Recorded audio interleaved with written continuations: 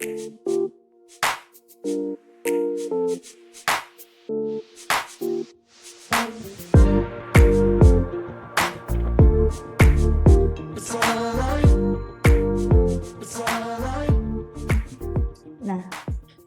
setiap narasi juga perlu perbedaan. Jadi ada narasi yang itu adalah kondisinya sedang damai, ada kondisi yang dia sedang tidak baik-baik saja, dan juga kapan kita memulai proyek, kapan kita menjalankan, kapan di akhir gitu ya. Jadi jangan sampai di awal tadi ya, narasi yang ditawarkan saat memulai proyek itu kita gunakan saat proyeknya sedang tidak baik-baik saja gitu ya. Contohnya kalau analogi tadi ya, analogi Pak Diki tadi, dokter dan pasien itu kan bisa cocok digunakan saat di tengah proyek ya, saat kita menjalankan proyek. Tapi kalau di awal gitu ya, di awal proyek untuk menumbuhkan semangat, maka narasi yang dibawa adalah narasi peluang atau opportunity yang bisa kita ambil gitu ya. Kalau yang di tengah tadi menjalankan proyek itu berarti sifatnya kita ada problem nih, kuratif berarti kan ya sudah ada masalahnya, terus kita jadi dokter tidak boleh lari dari masalah itu. Tapi kalau yang dimulai proyek, maka yang diperlukan adalah pendekatan yang sifatnya tadi membuka peluang gitu ya. Oke, ini ada proyek, misal katakanlah KPK, proyek KPK ini adalah dia akan menyelesaikan masalah ABC, dengan kita menyelesaikan masalah itu, maka kita berkontribusi terhadap apa gitu ya, terhadap bangsa kita dan seterusnya. Nah, itu kan yang ditumbuhkan di awal. Tapi saat di tengah, maka tadi ya, mungkin ada banyak permasalahan yang perlu diubah narasinya. Kepribadian tim ada yang analitis, ada yang emosional. Nah, ini mungkin secara psikologis ada yang dia berdasarkan data dan fakta. Kalau nggak pakai data sama fakta, nggak mau nerima gitu ya. Misalnya tadi ya, konteksnya mahasiswa saya tadi, maka saya bilang, kamu masih mau dibimbing saya punya datanya, faktanya bahwa 100% mahasiswa yang mengikuti arahan saya, dia lulus gitu ya. Bahwa setiap hari harus setor progres, 100% dia lulus gitu ya. Mereka lulus meskipun sudah di akhir tahun kayak gitu.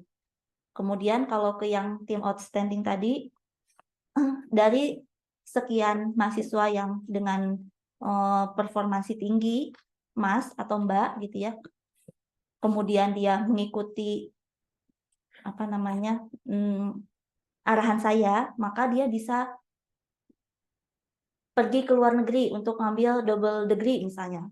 Tapi dia ngikutin saran saya ini gitu ya. Jadi sampaikan data dan fakta. Kalau dia memang orangnya itu nggak percayaan kayak gitu ya. Dia orangnya itu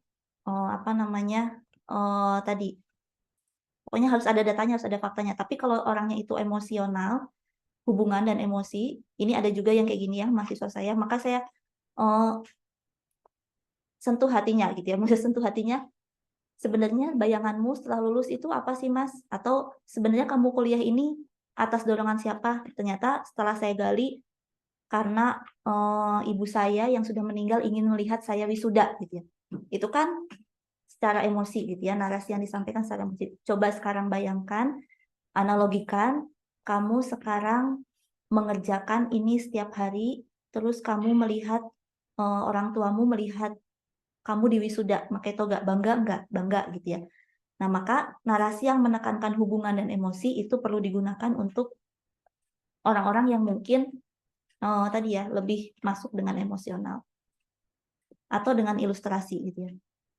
Ini kita bayangkan kalau ini panen, semuanya ini punya saya misalnya ya, amin, diamin gitu, amin gitu. Luas banget. Iya pengen dong.